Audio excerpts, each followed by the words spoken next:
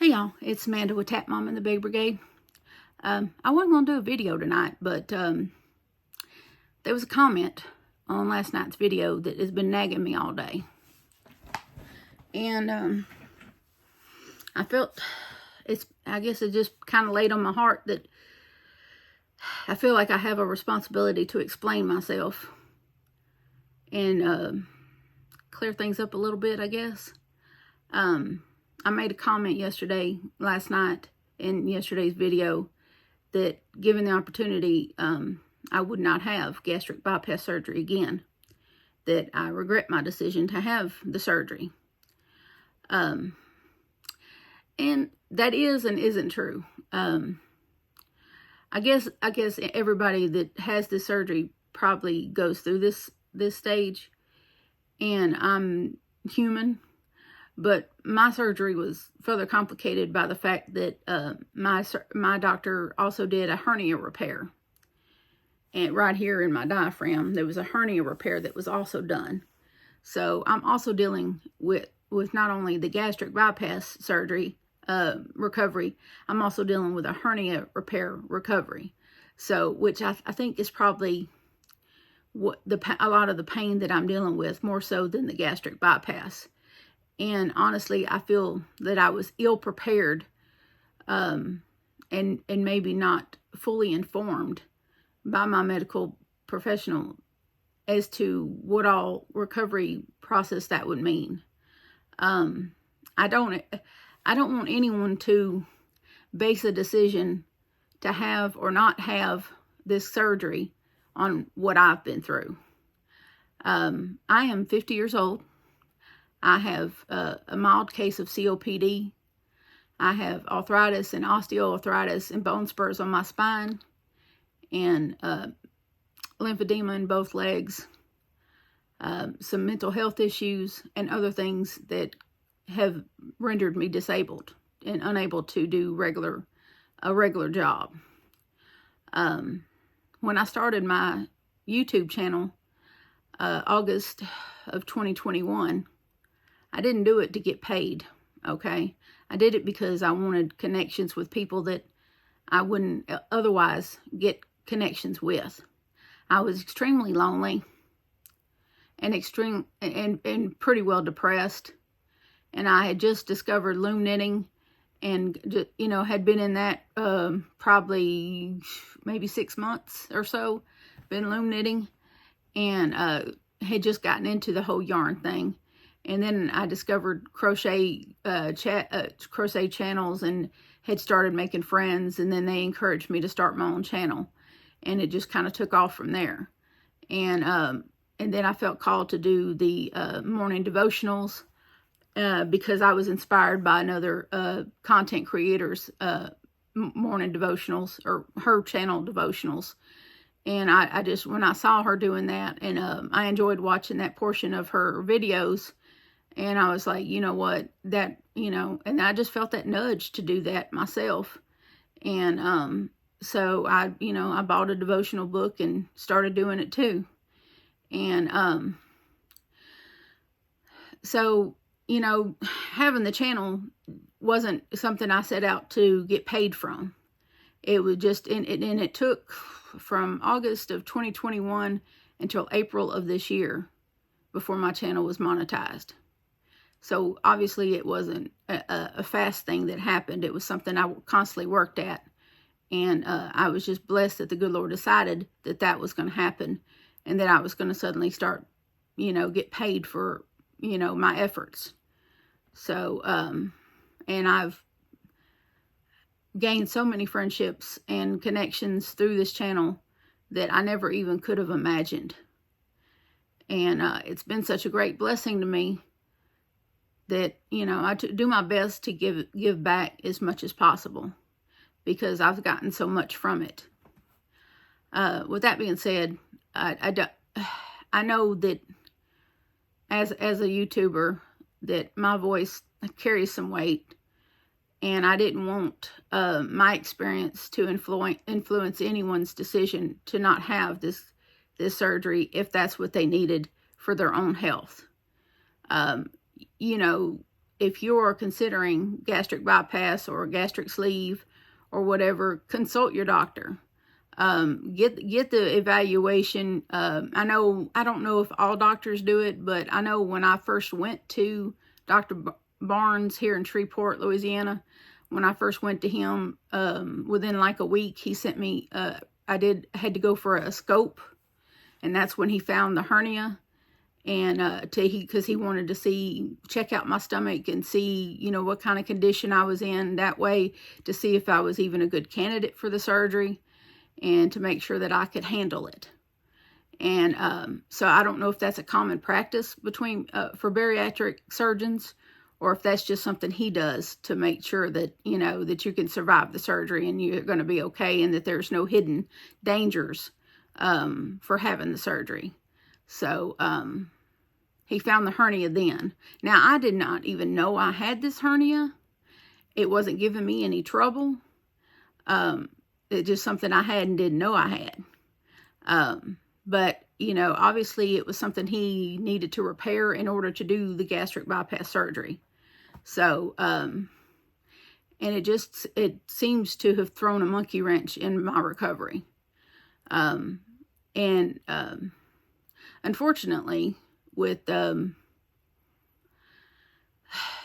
don't know if there's just been a miscommunication. I'm not a terribly assertive person when it comes to my own health. I'm not really good at pushing people for information. So I don't feel like that they properly inform me of all the ins and outs of recovery, or what I should and shouldn't do. As far as my recovery, I shouldn't be bending over, extremely bending over. I shouldn't pick up anything heavier than a bottle of water, things of that nature that I wish that they had said to me. I don't remember them saying anything about eating and drinking very slowly, which you definitely have to do when you have this surgery. You cannot gulp water down. You have to sip it slowly. If you gulp water down, you will get air bubbles in your stomach, in your little pouch that is created when you have this surgery. And air bubbles in your pouch is extremely painful.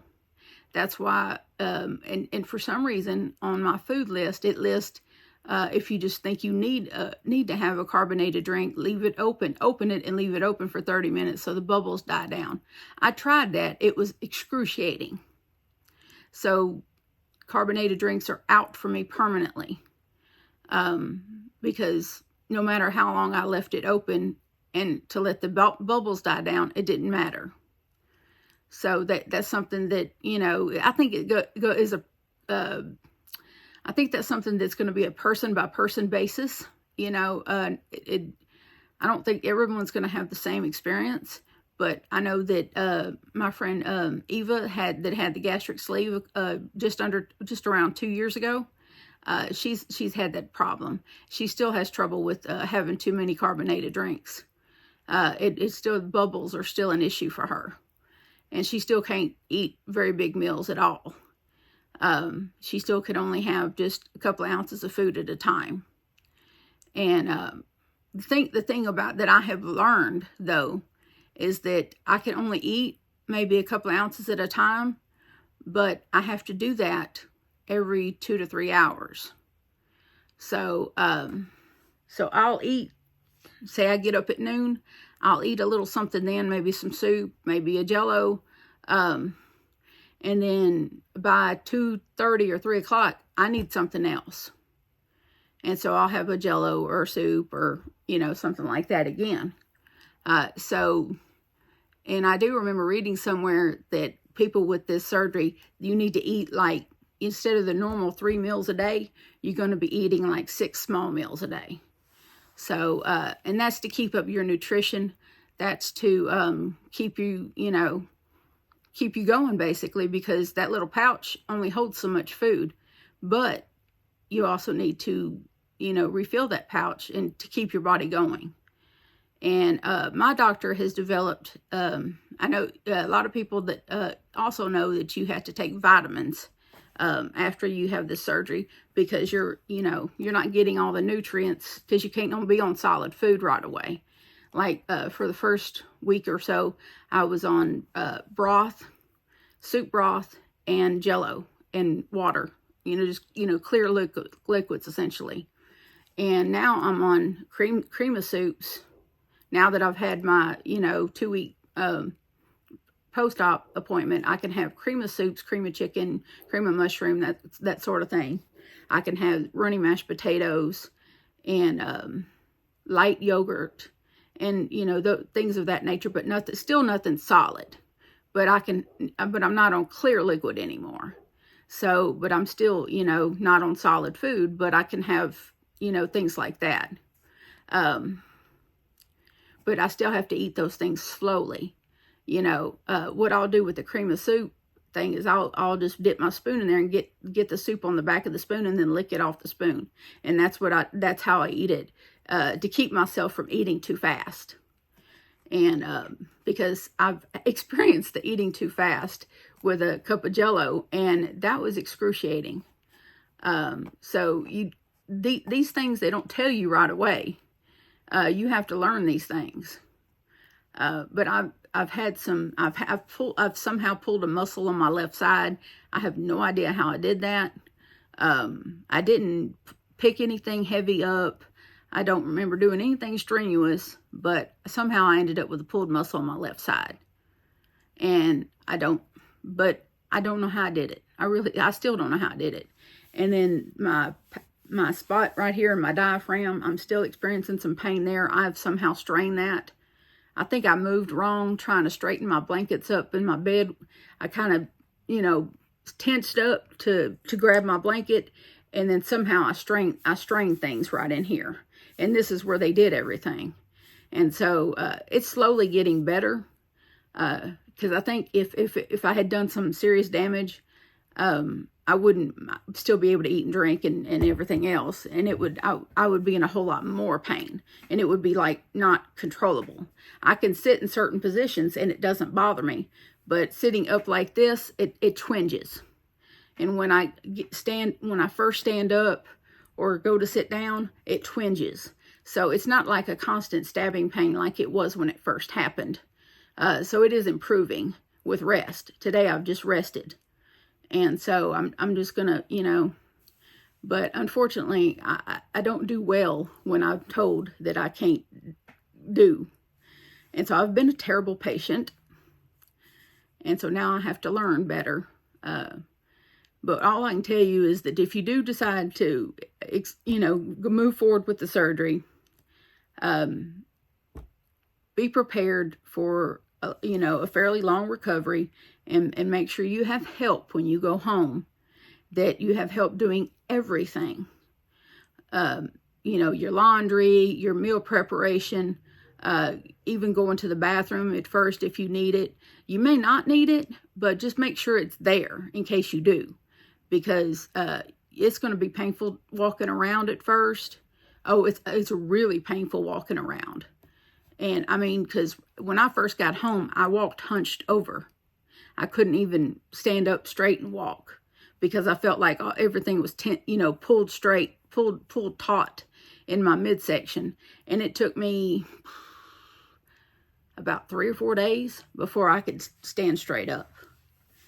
And so it just takes a while. But of course, like I said, my situation was complicated because I had a hernia repair. And I have underlying health issues that the average person that is looking into this surgery may not have. If you're younger and you don't have underlying health issues yet, but you're still to the obesity stage that you are entertaining the idea of the surgery because you are indeed obese. And I think they deem obesity as anyone that is 100 pounds or more overweight. So, and it's really nothing to be ashamed of, because obesity is a disease. It's not something anyone plans for. It's not anything that you've done to yourself on purpose. This is genetics. It's something you're predisposed to. It's nothing that you've done on purpose to yourself, or that, she just let herself go, blah, blah, blah. Life happens to people. And genetics happen to people, and then you gain weight. It's not you know, it's not like you had a plan to do that. It's not like you know, meant it to happen to you. You know, people that have been thin all their life and have never been overweight, they don't understand that. They don't understand how you could have let yourself get so heavy. They don't have a clue. It's genetics. It's hormone imbalances. Like after I had my hysterectomy in 2012, I gained 80 pounds. Hysterectomies are the chief reason why women gain weight. I didn't have any idea that after having my hysterectomy in 2012 that I would gain 80 pounds afterwards, but I did. And I did. I was already heavy set, but afterwards, and in the sudden loss of my hormones, yeah, I gained 80 more pounds. And there was nothing about the way I ate changed. Nothing. But it just went right on me. Like, you know, next thing I know, I was heavier than I'd ever been. When I started cutting back and starting to eat more healthy, I was at 415 pounds. And then I finally just said, you know what? That's it. I can't do this anymore. And so I started making healthier choices, even before I asked my doctor about weight loss surgery. And I only waited until I was on Medicare and a private, you know, in a Medicare insurance that I found out would cover it. Once I found out that my Medicare insurance would cover it, that's when I asked my doctor. And that's another thing you have to consider when you're going to ask your private doctor about, you know, weight loss surgery. Have you met your annual deductible with your insurance? And if you've met your deductible, how much are they going to pay toward that surgery? And what are you going to be out of pocket? Excuse me, I get thirsty. Because the way it was explained to me, and they waited like not quite 2 weeks before my surgery to tell me that I was going to have out-of-pocket expenses. I had to scramble. I had to negotiate a lower amount and come out of pocket my own self to have my surgery. I almost didn't get it because of that, because I thought that was completely unfair, that they waited until, you know, the 11th hour, so to speak, to tell me that I was going to be out of pocket 20% of, you know, the 20% that the insurance company wouldn't cover. And only when I pressed them did they even explain that that was the case. They just vaguely tell you, oh, you owe this amount up front before you can have your surgery. So that's another thing to consider, you know, when you go for this, is the financial responsibility behind that. And also the weight loss doctor, depending on what your weight is probably going to ask you to go on a strict diet for a month or two before you have the surgery, so that he can shrink your liver, you know, your liver, to get in there and do the surgery. Because when they go in there, they have to lift that, you know, things to get in there and to do that. And they want to make sure that it's safe. And so that's one of the things they have to do, is get you, you know, I think part of it is that they want to know that you can stick to a diet and that you can be successful in your weight loss. And another is that they want to shrink your liver and you know, to make the surgery go through easier. So that's the way I understood it anyway. But please, when you go in, ask more questions than I did. Be more assertive with your questions. If you're worried about forgetting things that you're going to want to know, write it down before you go in there. You know, write down your list of questions and pull them out, and don't be afraid to put their feet to the fire and ask them everything that you have on your mind, because that's, you know, how else are you going to get your answers? And please don't be concerned about anything that you deem a stupid question. The only stupid question is the one you don't ask. I wish I had asked more questions, because, you know, at least I wouldn't feel like a fish out of water at this point, you know, not knowing about, you know, certain things. But now, you know, yeah, I wish I had, you know, I kind of wish I hadn't done the surgery because, or at least, I don't know about not done it, but wished I had known more going in than I did. And I'm hoping that all my people that have told me that this will be worth it are right. I'm hoping that they're right. Because right now, it just feels wrong. Because I'm still in so much pain. And I'm only 16 days out. So, and I'm just still in so much pain. And I just really didn't expect to be still in this much pain, you know, this far in. I really didn't. But what I didn't take in consideration is that I also had a hernia repair. I didn't think about that. I didn't think about that being such a big deal. But someone brought it to my attention that hernia repairs are a big deal. And they do hurt like the dickens. So, you know, now that that's been kind of brought to my attention, I needed to kind of get a different perspective on my opinion. So, I'm just going to do more resting, and hopefully with more resting and more sitting and crocheting in front of the TV and doing less physical stuff, that my recovery will, you know, get back on track and that I will feel better sooner. So, you know, please, if you're considering getting the gastric bypass surgery, just do your homework and check, see where you are with your deductible, with your insurance. You know, Dr. Barnes is the doctor I went through has been doing the surgery for 27 years. He's well known in Shreveport for doing this surgery. He has seminars. He has you attend a seminar prior to you know, accepting you as a patient. So it's not, he doesn't, you know, just do it lightly. He doesn't take just anybody. So if he didn't think that I could have, you know, stuck to the diet and everything, he wouldn't have, you know, he wouldn't have done it. But the fact that I stuck with the strict diet for the months leading up to the surgery, and I lost nearly 30 pounds prior to the surgery, let him know that I was, you know, that I was going to follow the guidelines and do right. So, and I'm sticking to the food guidelines and, you know, that sort of thing. I'm not, you know, eating things I'm not supposed to eat. I'm not overfilling my pouch on a regular basis, you know, things like that. Because I want to get better, you know, I want this to work, you know, and I'm not, you know, trying to be thinner so that I can be prettier or anything like that. I just want to be, more active physically. I used to love to dance.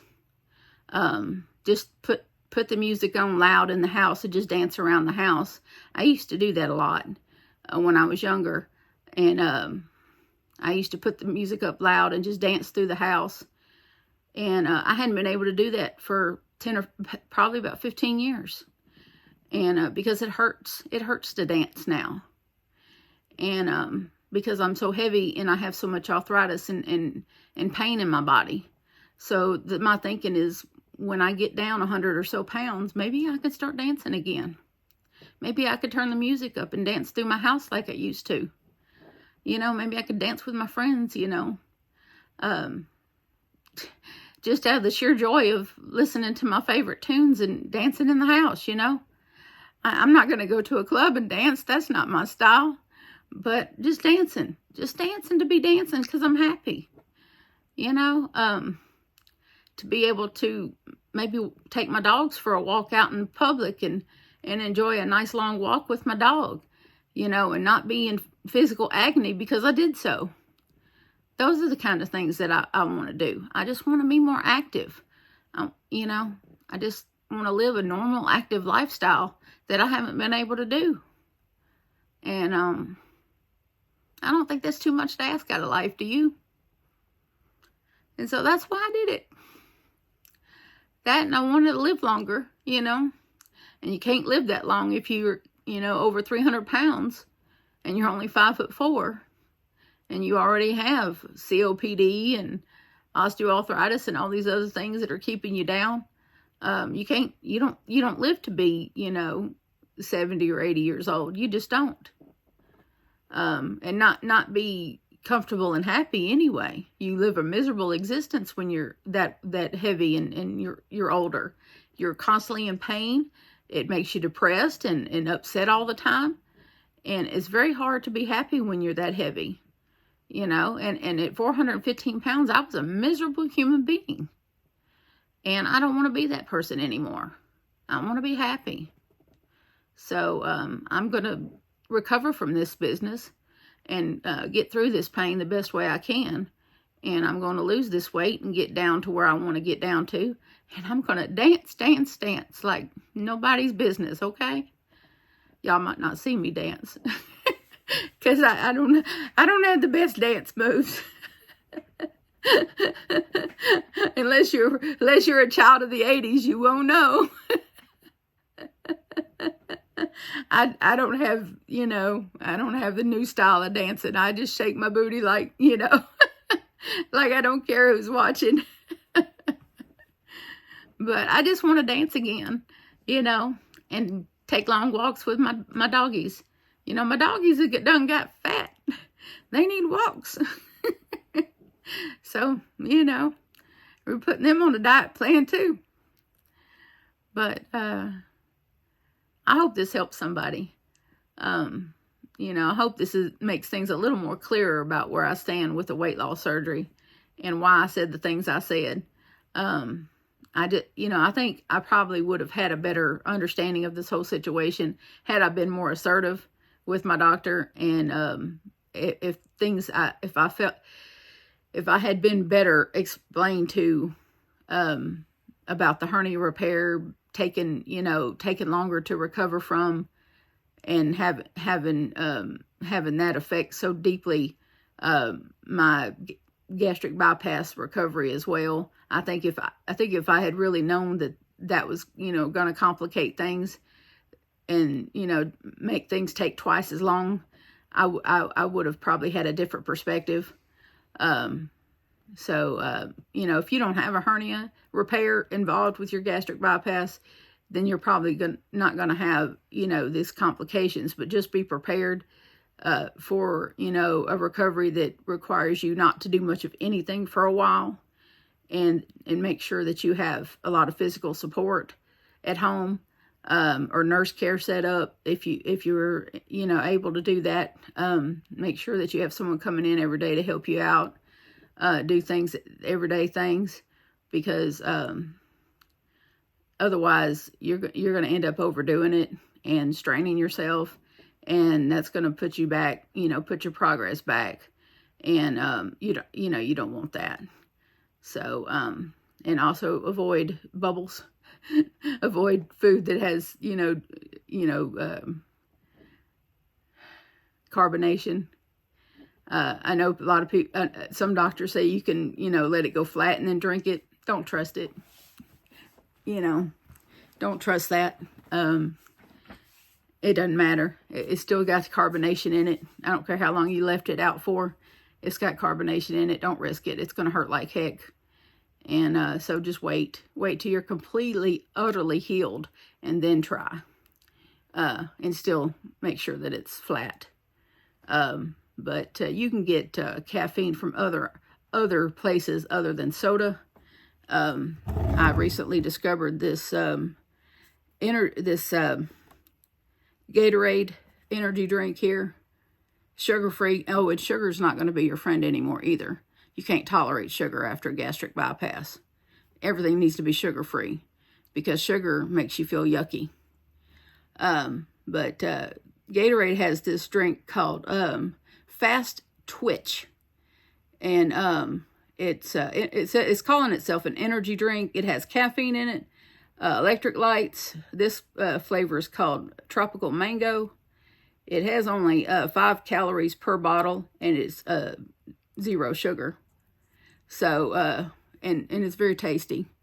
And I keep mine in the fridge until I get ready to drink it. But it tastes fairly decent because it takes you a long time to drink stuff because you have to sip.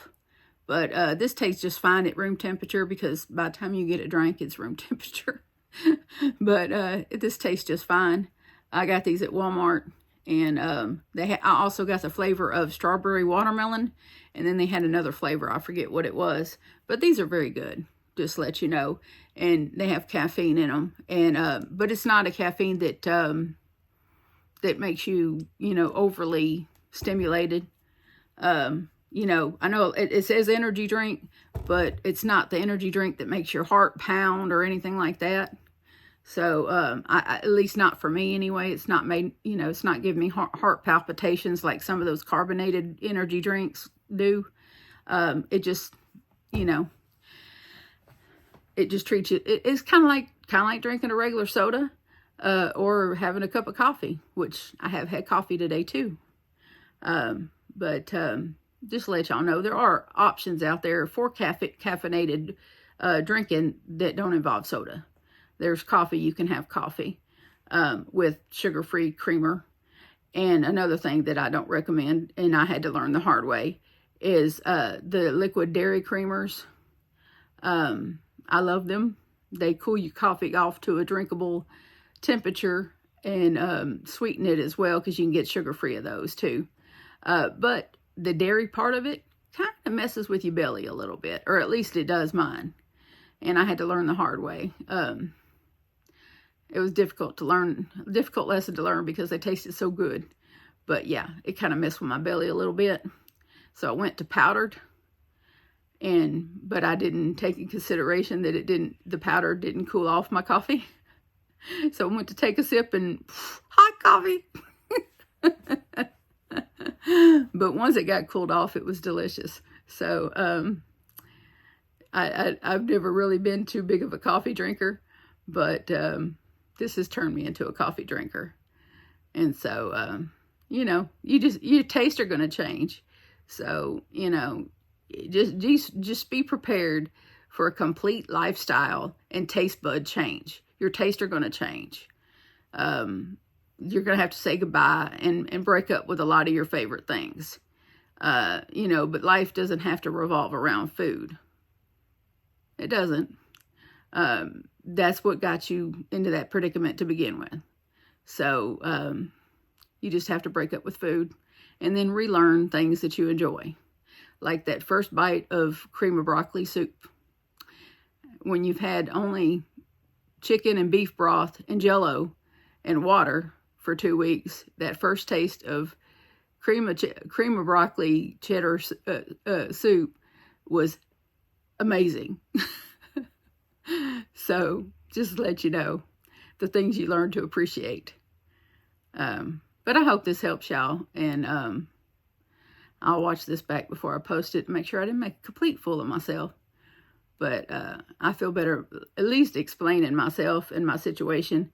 And the more I learn about my recovery and everything, and as I learn more things about this whole situation, I will update you accordingly. And things of that nature. That way you can make up your mind should you decide to have the surgery yourself. So I will keep y'all informed as I go through this journey, and let you know what the numbers are each time I weigh myself. I think I'm gonna start weighing myself every week, because that seems to be, how often my weight changes. Because I weighed on Monday at the weight loss doctor's office, and I was at 351. And then I weighed Thursday at my regular doctor's office, and I was 346. So between Monday and Thursday, I lost 5 pounds. So not even a week, and I lost another 4 pounds. So there you have it. It's happening pretty quickly, and I'm grateful for that. So it does happen quickly, and I'm sure that at some point it will plateau. But once I get healed up, I think I will probably try to find some means of exercise, low impact exercise, so that my joints and stuff, being my back with the osteoarthritis and bone spurs, can try to adjust. Like light walking for, 10 or 15 minute type walks, that won't, overdo me. And I'll just try to work up from there. I don't want to put too much on myself too quickly because I haven't done any type of exercise type stuff for many years. But I think light 5 to 10 minute walks will be just fine.